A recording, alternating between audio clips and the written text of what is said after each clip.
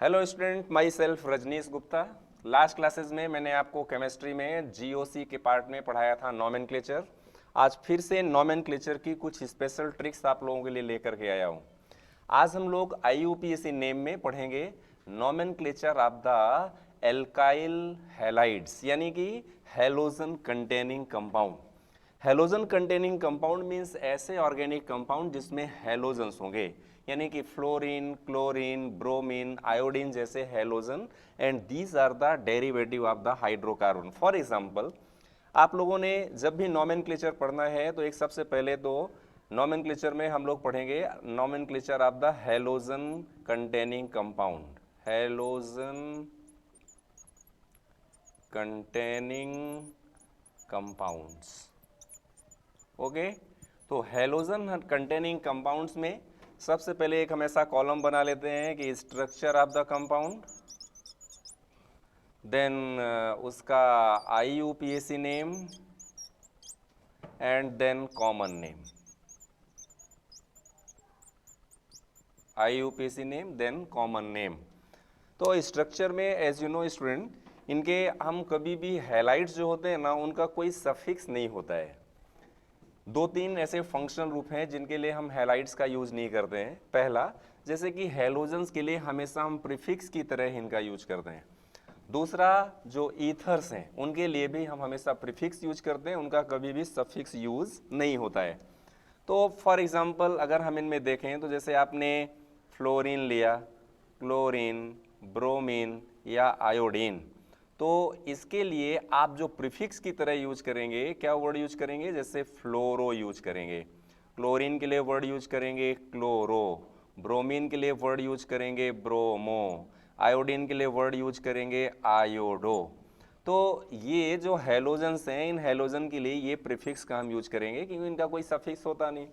तो अभी अगर हम स्ट्रक्चर की बात करें तो स्ट्रक्चर में सबसे सिंपल, हम ऐसा आईयूपीएसी नेम में देखें तो इनको हम कहेंगे हैलो एल्केन कहेंगे। इनको हम क्या बोलेंगे? Hello alkene. आईयूपीएसी नेम में हम क्या बोलेंगे? इनको हैलो एल्केन।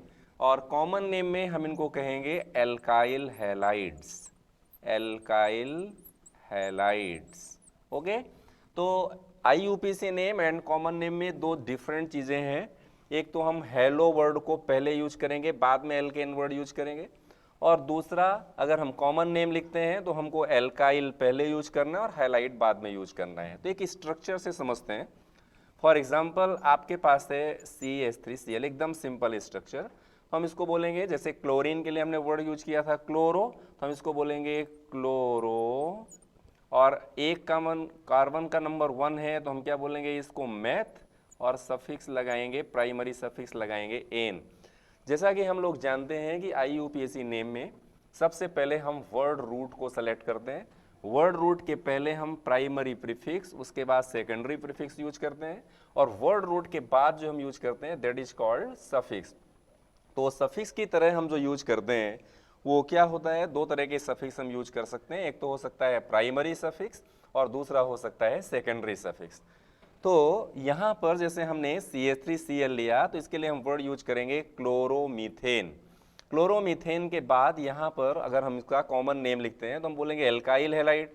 तो ये क्या है? दिस इज मीथाइल, और फिर बाद में हम लिखेंगे क्लोराइड। तो name of the compound is methyl chloride, common name is methyl chloride. मान लो इसकी जगह पर आपने 2 कार्बन ले लिया, यहाँ पे Cl ले लिया, तो it is CH3, CH2 and Cl। तो आप इसको क्या बोलेंगे? Chloro. And carbon 1 and carbon 2, तो ये हो गया इथेन। एथ तो आप लगाएंगे क्लोरो इथेन। अभी अगर हम इसका कॉमन नेम लिखें तो कॉमन नेम क्या होगा? कॉमन नेम होगा ethyl chloride, okay. Ethyl chloride is the common name of this compound. इसके बाद अगर हम दूसरी कोई स्ट्रक्चर लेते हैं, फॉर एग्जांपल अगर हम कार्बन का नंबर और भी इंक्रीज करते हैं, फॉर एग्जांपल जैसे आपने 1 2 3 4 और यहाँ पर क्लोरीन कर लिया, आपने टर्मिनल पोजीशन पर क्लोरीन ना ले करके आपने क्लोरीन बीच में ले लिया, तो आपको लोवेस्ट लोकेंट रूल को भी ध्यान में रखना है। यानी कि क्लोरीन की पोजीशन कार्बन नंबर लोएस्ट पर आए, यानी कि 2 पर। जैसे हम चाहते तो इसका नंबरिंग इधर से भी कर सकते थे, लेकिन यहाँ से नंबरिंग करने पर ये कहाँ पे आएगा 1 2 3 एंड 4, तो ये नंबरिंग रॉन्ग है, ये नंबरिंग राइट है। यानी 2 पर आप लगाओगे क्या क्लोरो, तो नेम क्या होगा 2 क्लोरो, एंड 4 कार्बन है तो हम वर्ड यूज करेंगे ब्यूट एंड लगाएंगे एन, तो नाम क्या हो गया 2 क्लोरो ब्यूटेन। अभी स्ट्रक्चर जितनी कॉम्प्लेक्स होगी, कॉम्प्लेक्स स्ट्रक्चर का फिर इस तरह से कोई नेम नहीं होता है, यानी कि उनका हम IUPAC नेम तो बना सकते हैं, लेकिन कॉमन नेम ऐसे कंपाउंड्स का हमें ड्रॉ करने की, लिखने की ज़रूरत नहीं है। हालांकि इस तरह की कंडीशन में अगर आपने क्लोरीन को यहाँ पर लिया है तो कॉमन नेम लिखने की ज़रूरत नहीं है, आप ऐसे कंपाउंड का IUPAC नेम लिख सकते हैं। फिर मान लो हमने ऐसा किया 1 2 3 4 5, यहाँ पर हमने CH3 भी लगाया और यहाँ पर क्लोरीन भी लगाया, तो कार्बन नंबर 1 2 3 4 5, तो 2 पर आपने क्या लगाया मिथाइल, तो आप नेम क्या लिखोगे 2 मिथाइल, क्योंकि position 2 and group name is methyl. और कार्बन 1 पर आपने लगाया क्लोरीन, तो लिखेंगे क्लोरो, और फिर टोटल कार्बन का नंबर है 5, तो आप लिखेंगे पेंटेन। ओके, अभी मान लो इसी में और कार्बन का नंबर इंक्रीज करें, फॉर एग्जांपल 1 2 3 4 5, यहाँ पर आपने ब्रोमीन लगाया, यहाँ पर आपने क्लोरीन लगा दिया, 2 हेलोजन्स आपने एक साथ ले लिए। तो 2 हेलोजन लेने पर क्या करना है, हमको अल्फ़ाबेटिकली और लोवेस्ट लोकेंट सिलेक्शन दोनों को ध्यान में रख करके नॉमेनक्लेचर करना है। यानी अगर हम अल्फ़ाबेटिकली देखें तो ब्रोमीन पहले आता है और क्लोरीन बाद में आता है, तो अगर यहाँ से नंबरिंग करेंगे 1 2 3 4 5, तो ब्रांचिंग कहाँ पर है, कार्बन नंबर 2 पर है और कार्बन नंबर 3 पर है, तो 2 एंड 3 को अगर हम प्लस करें तो 2 3 इज इक्वल टू होता है 5। यहाँ से करें 1 2 3 4 5, तो कार्बन नंबर 3 पर ब्रांचिंग आती है और 4 पर आती है, तो कितना हो गया 7। तो ये जो वैल्यू है ये रॉन्ग है and this one is the right, तो इधर से नंबरिंग राइट है। और दूसरा इससे फ़ायदा ये हो रहा है कि क्लोरीन की पोजीशन भी कैसी हो रही है, लोवेस्ट पोजीशन पे आ रही है, तो ब्रोमीन की पोजीशन लोवेस्ट पे आ रही है, क्योंकि अल्फ़ाबेटिकली ब्रोमीन पहले आएगा, तो उसको पोजीशन यानी कि जो ब्रांच कार्बन जहाँ से वो ओरिजिनेट हो रहा है उसकी लोवेस्ट लोकेंट रूल को भी उसको फॉलो करना पड़ेगा। तो इसका नेम क्या हो जाएगा, इस कंपाउंड का नेम हो जाएगा 2 ब्रोमो, एंड कार्बन नंबर 3 पर आपने क्या यूज किया क्लोरो, तो नेम क्या होगा 3 क्लोरो, और उसके बाद कार्बन नंबर 5 हुआ तो कंपाउंड का नेम हो जाएगा pentane. The name of the compound is 2 bromo 3 chloro pentane. तो ऐसे आप थोड़ा सा कॉम्प्लेक्स कंपाउंड की भी प्रैक्टिस करते हैं, जिसमें हम ब्रांचिंग भी लेंगे, हैलोजन्स भी लेंगे, एरोमेटिक भी लेंगे और साइक्लिक कंपाउंड की भी प्रैक्टिस इसमें करेंगे। ओके, तो अभी एक दूसरा एग्जाम्पल लेते हैं। फॉर एग्जाम्पल आपके पास कोई ऐसा कंपाउंड है कि इसमें आपने 1 2 3 4 5, यहाँ पर आपने ब्रोमो लिया, यहाँ पर आपने क्लोरो लिया और यहाँ पर आपने आयोडो लिया। तो अभी हमको नंबरिंग जो करना है ना वो इधर से नहीं करना है, 1 2 3 4 5, तो ब्रांचिंग कहाँ कहाँ पर है, 2 पर है, 3 पर है एंड 4 पर है, तो ये टोटल हो गया 9। अगर यहाँ से नंबरिंग करें 1 2 3 4 5, तो ब्रांचिंग कहाँ पर है, 2 पर है, 3 पर है एंड 4 पर है, तो ये भी 9 हो रहा है। दोनों तरफ से इक्वल लोवेस्ट लोकेंट रूल आ रहा है, तो लोवेस्ट लोकेंट रूल इक्वल है, तो फिर हमको प्रियोरिटी किसको देना है, जो अल्फ़ाबेटिकली पहले आए। तो ब्रोमो, क्लोरो, आयोडो में अगर हम देखें तो अल्फ़ाबेटिकली पहले कौन आता है, ब्रोमो, तो ये नंबरिंग ज़्यादा करेक्ट है। यानी इस कंपाउंड का नेम क्या होगा, इस कंपाउंड का नेम होगा 2 ब्रोमो। अभी थोड़ा सा इसमें ऐसे आप कॉलम वाइज ही लिखना, 2 ब्रोमो, और 3 पर कौन है, क्लोरो, 3 क्लोरो, और 4 पर क्या है, आयोडो, तो 4 आयोडो, और टोटल कार्बन नंबर कितना है 5, तो आपको लिखना है pentane. This is IUPAC name of this compound. तो कभी भी IUPAC नेम लिखना है तो ये चीज़ों को हमको ध्यान में रखना है। अभी ये हमने सेकंड एग्जाम्पल, ऐसा एक एग्जाम्पल लिया, अभी एक दूसरा और एग्जाम्पल लेते हैं। ऐसे एग्जाम्पल से ही समझते हैं तो डिफरेंट रूल्स भी हमारे सामने आ जाएंगे और नेम भी लिख पाएंगे। अब मान लो आपके पास 1 2 3 4 5 6 7, यहाँ से ब्रांचिंग है 1 2 3, यहाँ से ब्रांचिंग है 1 2 एंड 3, यहाँ पर आपने लगाया ब्रोमो, यहाँ पर भी लगाया क्लोरो, ठीक है। अभी ये जो स्ट्रक्चर का नॉमेनक्लेचर अगर आपको करना पड़े तो कैसे करेंगे, अभी इसको ध्यान दीजिए। अभी देखो जो मेन रूल है वो है selection of the longest chain. तो लॉन्गेस्ट चेन का अगर हम सिलेक्शन करें तो यहाँ से करेंगे तो 1 2 3 4 5 6 7, 1 2 3 4 5 6 7 8, 1 2 3 4 5 6 7 8 9। तो अभी तक के नंबरिंग में 9 का सिलेक्शन सबसे ज़्यादा हो रहा है, यानी कि लॉन्गेस्ट चेन कितने की बन रही है, 9 की बन रही है। तो 9 लॉन्गेस्ट चेन का मतलब ये हुआ कि मैं इसमें से या तो यहाँ से ऐसी नंबरिंग कर सकता हूँ या तो यहाँ से ऐसी नंबरिंग कर सकता हूँ। अगर मैं यहाँ से नंबरिंग करूँ तो 1 2 3 4 5 6 7 8 एंड 9, ये कंपाउंड हो गया। अभी इसमें हमको दो फायदे हैं, एक तो कार्बन नंबर 4 पर, कार्बन नंबर 6 पर, कार्बन नंबर 2 पर और कार्बन नंबर 8 पर ब्रांच है। अगर मैं यहाँ से भी नंबरिंग करता हूँ इस साइड से, तो यहाँ से नंबरिंग करने पर ये जो पोजीशन बन रही है वो कैसी बनेगी, देखो अभी पहले इसका समझ लेते हैं कि 2 पर एक ब्रांच है तो हमने लिखा क्या 2 के लिए हमने पोजीशन लिखा कि 2 पर ब्रांच है। फिर कहाँ पे ब्रांच है, 4 पे इथाइल ग्रुप है। फिर कहाँ पर है, 6 पर एक इथाइल ग्रुप है। फिर कहाँ पर है, 8 पर है। तो टोटल कितना हो गया, 20 हो गया। ओके, अभी यही नंबरिंग अगर मैं अपोजिट साइड से करता हूँ, सपोज यहाँ से करता हूँ, यहाँ से 1 2 3 4 5 6 7 8 9, तो इधर से नंबरिंग करने पर जो लोकेंट रूल बन रहा है कहाँ पर, 2 पर एक बन रहा है, यानी कि आपने कहाँ पर लिया एक ग्रुप 2 पर, यानी कि 2 पर। दूसरा कहाँ पर, ये एक तो 2 पर क्लोरो, फिर 3 और 4, तो 4 पर इथाइल है। फिर इसके बाद कहाँ पर है, 6 पर ब्रांच है। फिर कहाँ पर है, 8 पर ब्रांच है। तो टोटल वैल्यू फिर से इसकी 20 आ गई। यानी दोनों तरफ से कहीं भी नंबरिंग करें तो लोवेस्ट लोकेंट रूल के अकॉर्डिंग इसका जो सम है वो कितना आ रहा है, 20 आ रहा है। यानी अभी अगर हम देखें तो ये जो ग्रुप है ना, अब अल्फ़ाबेटिकली हमको सिलेक्शन लेना है, यानी कि अल्फ़ाबेटिकली कौन सा ग्रुप पहले आ रहा है।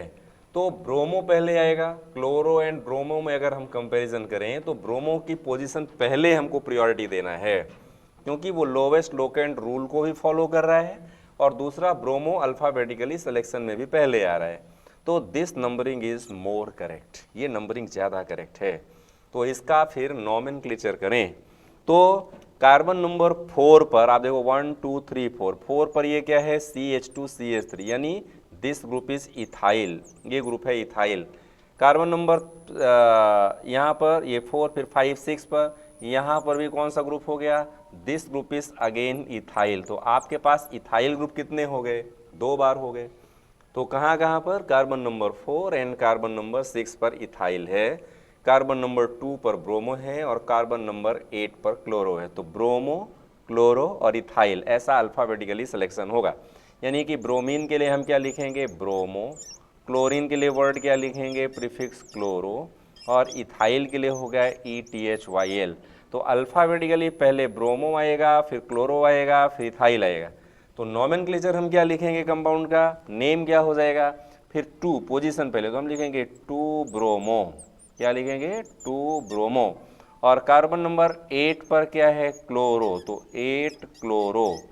एंड कार्बन नंबर 4 पर एंड 6 पर इथाइल है, तो हम क्या लिखेंगे, 4 6। आगे क्या लिखेंगे, di ethyl, di ethyl. And total carbon number कितना है, 9, तो हम क्या लिखेंगे, नोनेन। This is the IUPAC name of this compound. यानी कि आपको दो चीज़ों का बहुत ध्यान रखना है, एक तो सिलेक्शन ऑफ लॉन्गेस्ट चेन, दूसरा लोवेस्ट लोकेंट रूल, और तीसरा कि लोवेस्ट लोकेंट रूल के साथ साथ alphabetical arrangement of the prefixes. अगर ये 3-4 रूल आपने ध्यान में रखा तो IUPAC नेम कभी भी रॉन्ग नहीं होगा।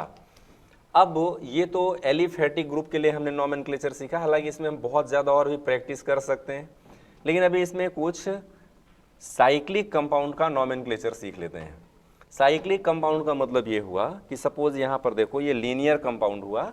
अभी साइक्लिक कंपाउंड का अगर हम प्रैक्टिस करें तो मान लो आपके पास ऐसा साइक्लोब्यूटेन ग्रुप है ऐसा।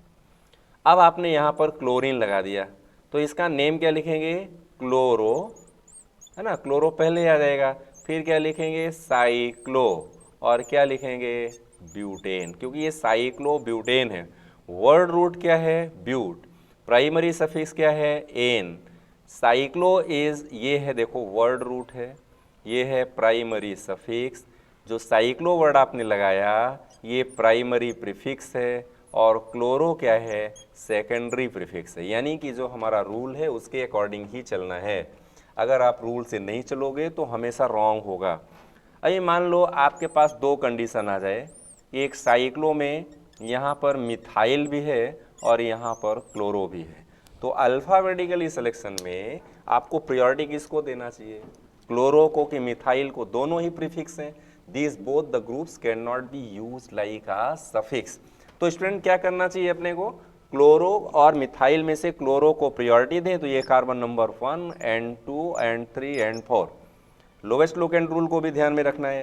तो नेम क्या हो जाएगा क्लोरो, 1 पोजीशन को हमको लिखने की जरूरत नहीं, तो हम क्या लिखेंगे क्लोरो, फिर क्या लिखेंगे 2 मिथाइल, क्लोरो 2 मिथाइल, और फिर क्या लिखेंगे साइक्लोब्यूटेन। तो इस तरह से साइक्लिक कंपाउंड की प्रैक्टिस हम लोगों ने थोड़ा सा किया।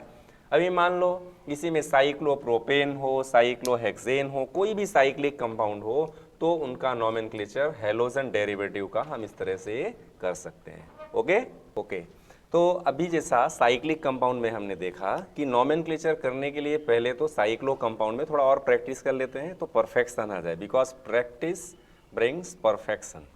ओके स्टूडेंट, अब मान लो आपके पास सपोज साइक्लोपेंटेन जैसी स्ट्रक्चर है, ये आपने साइक्लोपेंटेन लिया और यहाँ पर आपने ब्रोमो लिया और यहाँ पे आपने क्लोरो लिया, तो नंबरिंग कहाँ से स्टार्ट करना चाहिए हमको, ऐसी नंबरिंग करना है जिसमें ब्रोमीन की पोजीशन लोवेस्ट पे आए, क्योंकि अल्फ़ाबेटिकली वो पहले आएगा।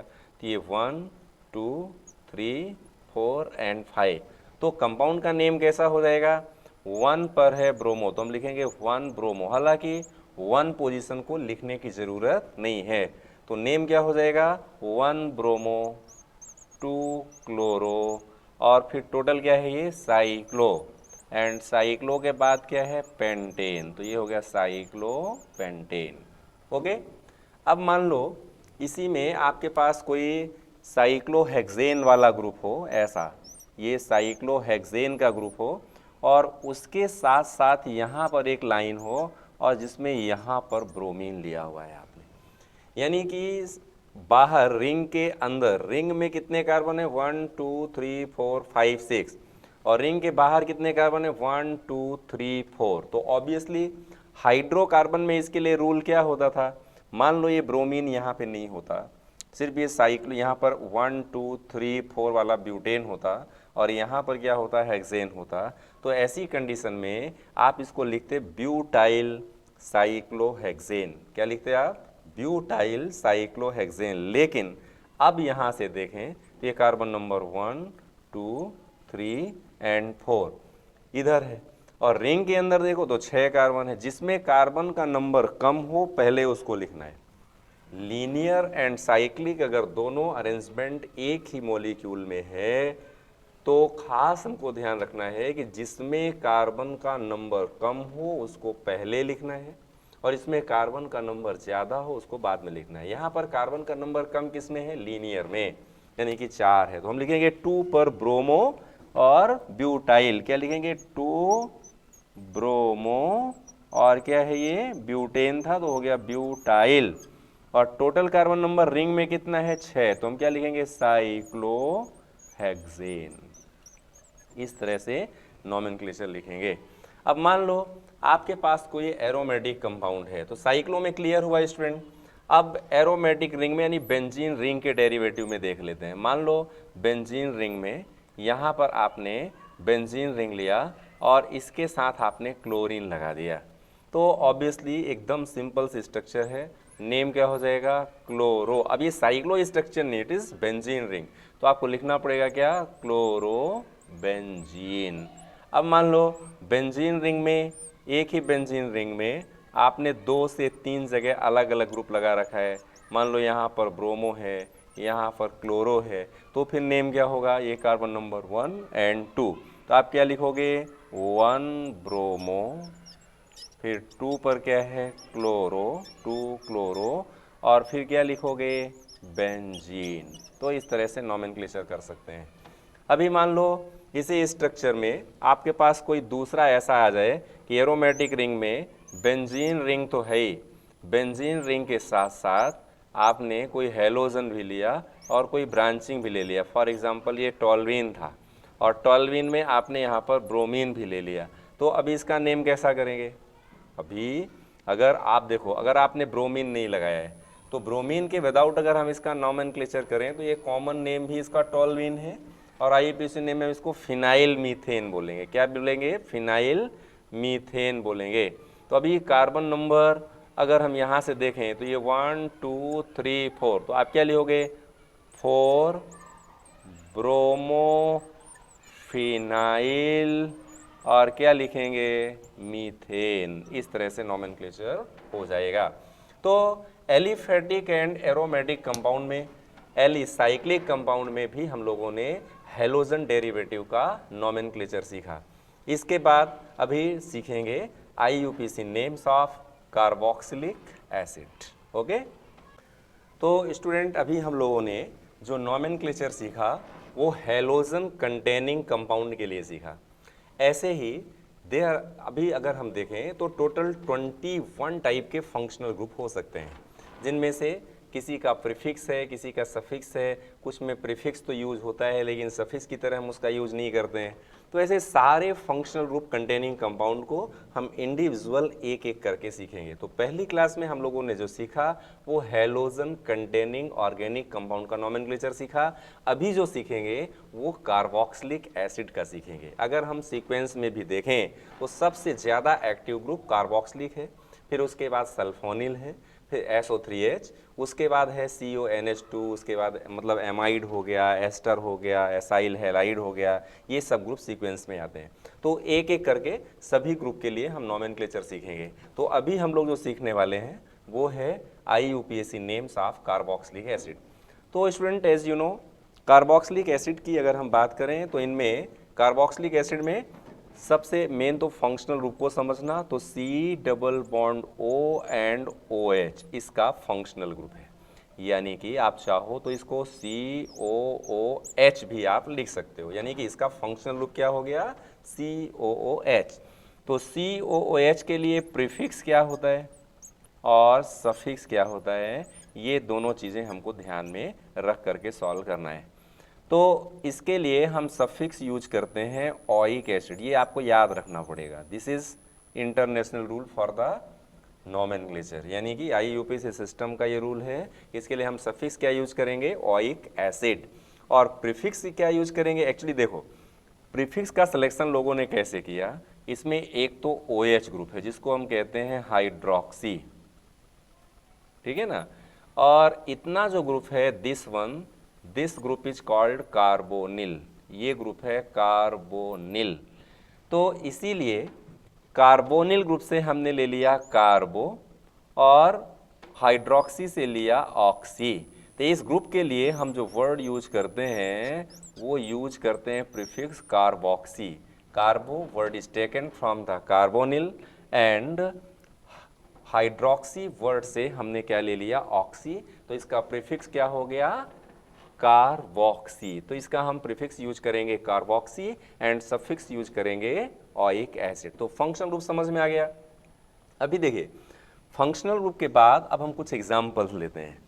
तो अगर हम देखें तो ये ऐसा फंक्शनल ग्रुप है जिसमें ऑलरेडी कार्बन है, यानी वर्ड रूट के सिलेक्शन में आपको 1 कार्बन तो COH का ही मिल जाएगा। यानी जब भी हम नंबरिंग स्टार्ट करेंगे तो हमें कार्बन नंबर 1 हमेशा कार्बोक्सिलिक ग्रुप के कार्बन को ही देना है। Is it clear. Not only in the case of the carboxylic, it is also applicable in those all the compounds where the functional group is already containing carbon. जैसे मान लो आपके पास ketone है, या तो एल्डिहाइड है, कार्बोक्सिलिक एसिड है, एल्केनॉइल halide है, जैसे ये सारे फंक्शनल ग्रुप में ऑलरेडी कार्बन है, तो ऐसे कंपाउंड का नॉमेनक्लेचर करने के लिए हमें हमेशा क्या करना पड़ेगा, कार्बन से ही, उस कार्बन से ही नंबरिंग करना है जो उस फंक्शनल ग्रुप का पार्ट है। ओके स्टूडेंट, तो यहाँ से स्टार्ट करते हैं। तो स्ट्रक्चर में सबसे पहले देख लो आप, सबसे एक सिंपल स्ट्रक्चर लेते हैं। मान लो आपके पास है HCOOH, तो हमने कहा कि इसके लिए ये स्ट्रक्चर हो गए, स्ट्रक्चर के बाद इसका IUPAC नेम, और IUPAC नेम के बाद क्या है, कॉमन नेम। कॉमन नेम, तो ये तीन चीज़ों की प्रैक्टिस हम इसमें करेंगे। ये जो मैंने इधर लिखा इसको ध्यान में रखना, इसके लिए हमको प्रीफिक्स क्या यूज करना है और सफिक्स क्या यूज करना है। तो स्ट्रक्चर, सबसे पहली जो सिंपल स्ट्रक्चर है, इसमें 1 कार्बन है, तो इसका नाम होगा, वर्ड रूट क्या हुआ, मैथ। 1 कार्बन है तो वर्ड क्या हुआ, मैथ। सिंगल बॉन्ड तो लगा N, और E को हटा करके वहाँ पर लगाना है ऑइक और लगा देना है एसिड। अभी हमको ध्यान रखना है कि ऑइक और एसिड के बीच में 1 लेटर का गैप रखना है। ऑइक के साथ डायरेक्टली एसिड को कनेक्ट करके नहीं लिखना है। Is it clear? अब इसका जो IUPAC नेम हो गया वो हो गया मीथेनोइक एसिड, और कॉमन नेम क्या हो गया, the common name of this compound is formic acid. Common name क्या हो गया इसका, formic acid. Actually word formic is taken from the formica. This word is taken from the Latin word formica, and formica का मतलब होता है ant, ant मतलब चींटी। तो जो ant फैमिली के जितने भी एनिमल्स हैं, उन सभी एनिमल्स की एक खास विशेषता है कि उनके टेल्सन में, यानी कि उनके डंक में हिंदी में बात करें तो उसमें क्या होता है, फॉर्मिक एसिड प्रेजेंट होता है, और ये फॉर्मिक एसिड ही बर्निंग सेंसेशन कॉज करता है। इसीलिए आप लोगों ने देखा होगा कि कोई जैसे आपको चींटी ने काट लिया, एंट ने काट लिया, तो आपको बर्निंग सेंसेशन होता है, वो आप में रेसिंग क्रिएट कर देता है, स्किन को स्वेलिंग कर देता है। या तो स्टिंग वाले जितने भी एनिमल्स हैं, जैसे वेस्प है, हनी बी है, तो उनके टेल्सन में भी क्या होता है, यही फॉर्मिक एसिड होता है।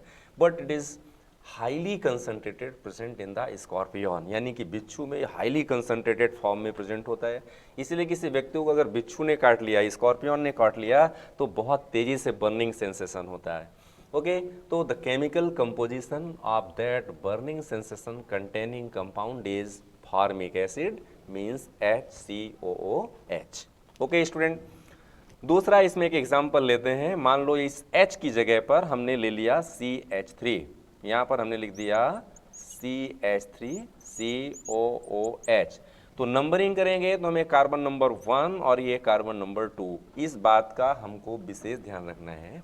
Special attention on this point that the numbering of carbon should be always done from that carbon which is the part of the functional group. Means carbon number 1 will be COOH carbon.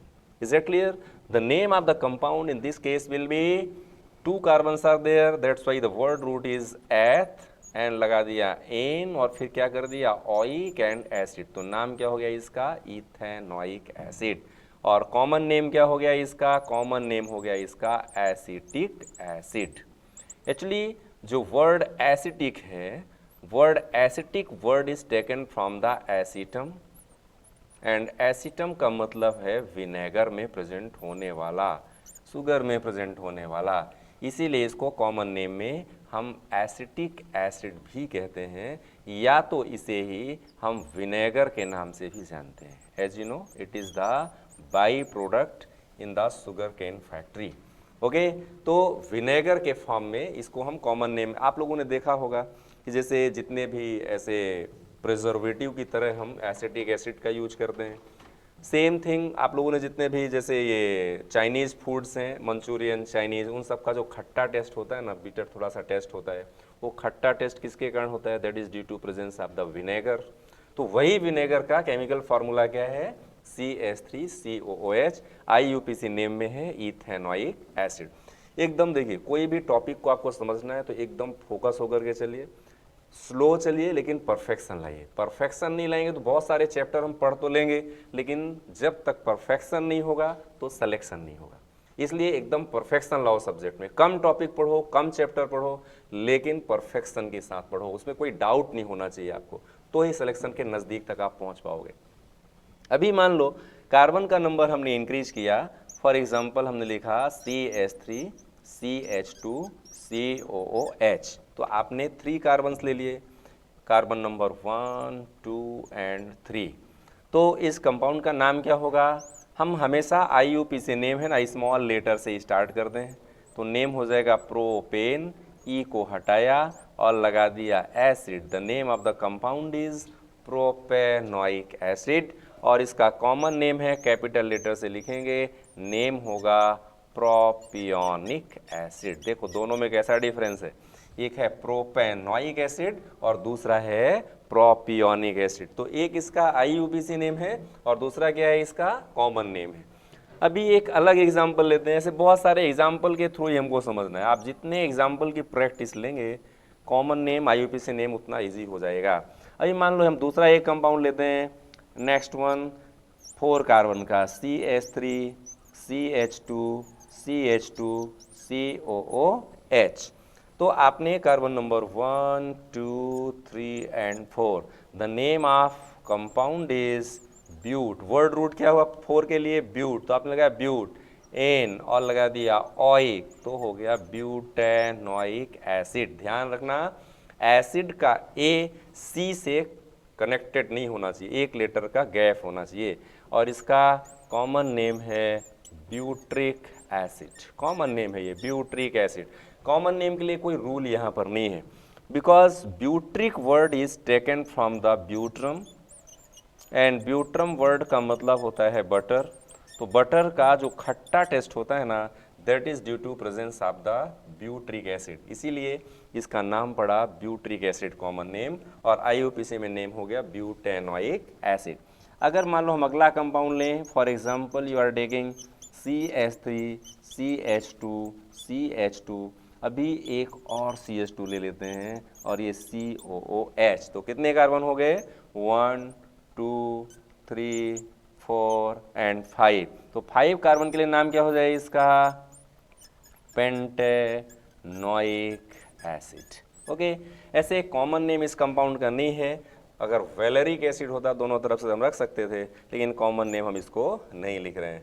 तो ऐसे IUPAC name लिखने के लिए carboxylic acid में आप जो suffix use करते हैं वो होता है क्या? ओइक एसिड, और वही ओइक एसिड वर्ड आपने इसके लिए यूज किया है। ओके स्टूडेंट, तो नेक्स्ट इसमें कुछ कॉम्प्लिकेटेड टाइप की प्रैक्टिस करेंगे, जिसमें एक ही कंपाउंड में 2 बार COH ग्रुप आए। एलिफेटिक का करेंगे, एरोमेटिक का करेंगे। ओके,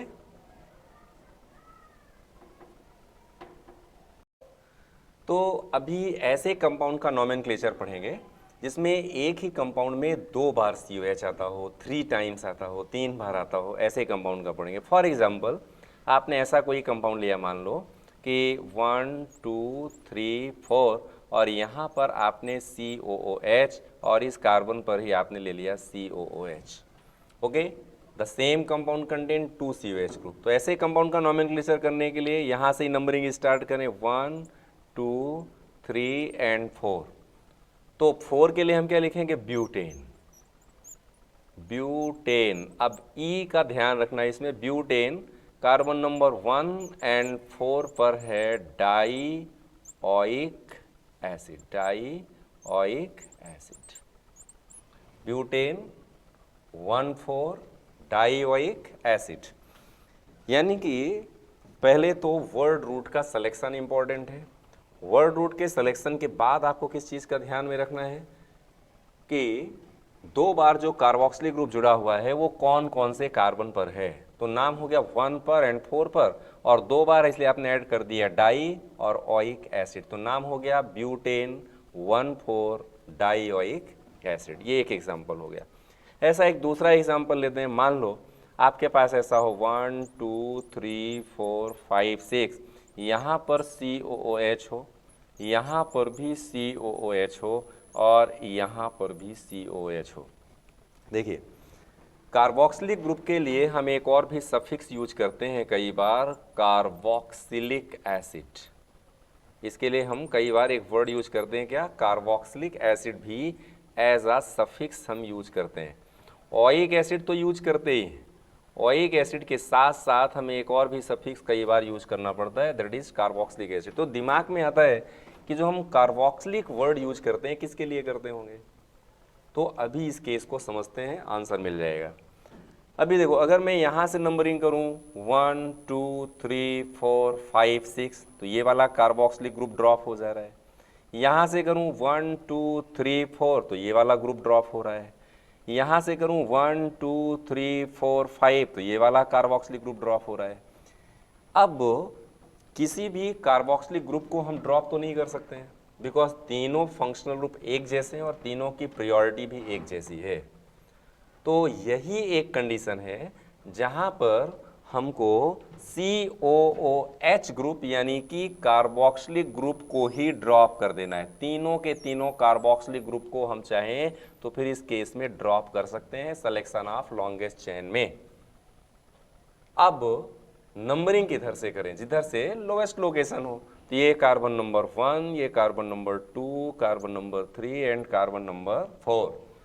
तो कार्बन नंबर 1 पर COH है, 2 पर COH है एंड 4 पर COH है। तो 4 कार्बन है, तो हम क्या लिखेंगे, ब्यूटेन। क्या लिखेंगे, ब्यूटेन। आपने एक चीज़ यहाँ जज किया होगा, इसके पहले भी हमने ब्यूटेन के E को ड्रॉप नहीं किया था। अगर ब्यूटेनोइक एसिड होता तो हमने E को ड्रॉप किया और उसकी जगह पर ओइक एसिड डायरेक्ट लगा दिया, लेकिन इस केस में हमने ब्यूटेन के E को ड्रॉप नहीं किया। नहीं ड्रॉप करने का रीज़न क्या है, क्योंकि E हम तब ड्रॉप करते हैं जब अल्फ़ाबेट में कोई AEIOU यानी कि वॉवेल्स के सफिक्स आते हैं तो हम E को ड्रॉप कर देते हैं, क्योंकि E को ड्रॉप करने से वो एनोइक एसिड सेट हो जाता है। दो वॉवेल्स एक साथ रहेंगे नहीं इस केस में, तो इसीलिए हमने क्या किया कि E को ड्रॉप कर दिया। लेकिन जब हमने डाईओइक एसिड लिया तो ओइक से स्पेलिंग ना स्टार्ट होकर के डी से स्टार्ट हो रही है, इसीलिए हमने एल्केन का यानी यहाँ पर ब्यूटेन का E ड्रॉप नहीं किया। तो कंपाउंड का नेम क्या हो गया, butane 1,4 dioic acid. In the same way यहाँ पर भी हमको इस चीज़ का ध्यान में रखना है। तो ब्यूटेन, अब कार्बन नंबर 1 पर, 2 पर एंड 4 पर, carbon number 1, carbon number 2 and carbon number 4। अब यहाँ पर ओइक एसिड ना यूज करके हमको यूज करना है try carboxylic acid. Try carboxylic acid word use करना है। आपने इसके पहले देखा था कि हमने सफिक्स जो यूज किया था वो था ओइक एसिड। तो यही वो केस है जहाँ पर आपको कार्बोक्सिलिक एसिड का सफिक्स यूज करना है। मींस जब सिलेक्शन ऑफ लॉन्गेस्ट चेन में COOH ग्रुप को हम शामिल नहीं करते हैं तब हमें सफिक्स यूज करना है carboxylic acid. Is it clear? तो स्टूडेंट ये खास पॉइंट आपको ध्यान में रखना है, इट इज़ वेरी इंपॉर्टेंट, यानी ये वेरी इंपॉर्टेंट क्वेश्चन है। इंपॉर्टेंट क्वेश्चन नहीं, वेरी इंपॉर्टेंट क्वेश्चन, इसका ध्यान में रखना। अभी एक दूसरा एग्जांपल लेते हैं। मान लो आपके पास ऐसा हो कि कोई साइक्लो डेरिवेटिव आ जाए, यानी कि मान लो आपने साइक्लो में यहाँ पर COOH लगा दिया, तो लीनियर में मुझे लगता है आपको केस क्लियर हो गए। अभी लॉन्गेस्ट चेन और ये सारे कोई भी केस बन सकते हैं, लेकिन साइक्लो के केस थोड़े से समझ लेते हैं। मान लो यहाँ पर साइक्लो डेरिवेटिव कार्बोक्सिलिक एसिड है, तो हम कार्बन नंबर 1 यहाँ से नहीं कर सकते, यहाँ से करेंगे तो 1 2 फिर 3 4 5, तो साइक्लो पेंटेनोइक करेंगे। तो साइक्लो पेंटेनोइक में साइक्लो में तो CH शामिल है ही नहीं, तो इस केस से बचने के लिए आपको कार्बन नंबर 1 2 3 एंड 4, तो हम नाम लिखेंगे इसका साइक्लो ब्यूटेन। फिर साइक्लो ब्यूटेन के बाद क्या लिखेंगे, कार्बोक्सिलिक एसिड। ये भी ऐसा एक केस है जहाँ पर हम सफिक्स कार्बोक्सिलिक एसिड यूज करते हैं, यानी साइक्लो कंपाउंड के केस में भी हमको सफिक्स क्या यूज करना है, कार्बोक्सिलिक एसिड यूज करना है। मान लो ऐसा ही अगर हम बेंजीन के केस में देखें, तो बेंजीन के केस में अगर आपने ऐसा रिंग लाइक स्ट्रक्चर ये बेंजीन लिया और यहाँ पर COOH लगाया, तो इसका नाम बेंजोइक एसिड है। क्या नाम है इसका? Benzoic acid. Okay student, benzoic acid. लेकिन आप चाहें तो इसको बेंजीन कार्बोक्सिलिक एसिड भी लिख सकते हैं। कार्बोक्सिलिक एसिड भी आप इसका नेम लिख सकते हैं। लेकिन IUPAC सिस्टम ने इसको एक्सेप्ट किया कि you can write the name of this compound like the benzoic acid, इसलिए हमको इसमें लिखने की ज़रूरत नहीं है। मान लो कभी ऐसा केस आ जाए कि बेंजीन रिंग भी हो, ऐसी बेंजीन रिंग भी हो और उसी के साथ लीनियर कोई कार्बन यहाँ पर 1 2 3 4 और फिर यहाँ पर COOH ग्रुप हो, तो फिर नॉमेनक्लेचर क्या करेंगे? तो ये नंबर 1 2 3 एंड 4, तो बेंजीन रिंग में से अगर आपने 1 हाइड्रोजन को हटाया तो ये नाम हो जाता है फिनाइल। तो कार्बन नंबर 4 पर कौन है? फिनाइल। तो क्या लिखेंगे? 4 फिनाइल। और फिर क्या है? Butanoic acid. ब्यूटेन है ये, तो ब्यूटेनोइक एसिड। इस तरह से कार्बोक्सिलिक एसिड के लीनियर, साइक्लिक, एलिफेटिक, एरोमेटिक सारे तरह के कंपाउंड का नॉमेनक्लेचर सीखा। नेक्स्ट क्लास में आपको कार्बोक्सिलिक एसिड के डेरिवेटिव का नॉमेनक्लेचर सिखाऊंगा, जैसे एमाइड्स हो गया, एसाइल हैलाइड हो गया, है ना। तो ये सारे जो डेरिवेटिव हैं, एनहाइड्राइड है, ये सारे कंपाउंड का नॉमेनक्लेचर थोड़ा नेक्स्ट क्लास में सीखेंगे। तब तक इतनी आप प्रैक्टिस करके रेडी रखना। फिर इसके बाद में आएगा मल्टी फंक्शनल कंपाउंड्स, यानी कि जिसमें हमें एक ही कंपाउंड में more than 1 functional group present हो, वो सीखेंगे। लेकिन उसके लिए आपको एक चीज़ का ध्यान रखना है कि कभी भी जब आपको नॉमेनक्लेचर करना हो तो इंडिविजुअल एक कंपाउंड का नॉमेनक्लेचर आपका क्लियर होना चाहिए। Then you can easily learn the name of the polyfunctional compounds. देखिए, सिलेक्शन के लिए जेई में या नीट में अगर आपको सिलेक्शन चाहिए तो कंपलसरी एक एक चीज़ों को, छोटी छोटी चीज़ों को बेसिक से सीखना पड़ेगा। इवन कि आपको ये ई कहाँ पर लगाना है, कितना गैप रखना है, ये सारी चीज़ों को भी बहुत बारीकी से ध्यान रखना पड़ेगा। Okay student, all the best. आज के लिए इतना ही, नेक्स्ट क्लास में मिलेंगे, तब सीखेंगे next topic. Okay, all the best.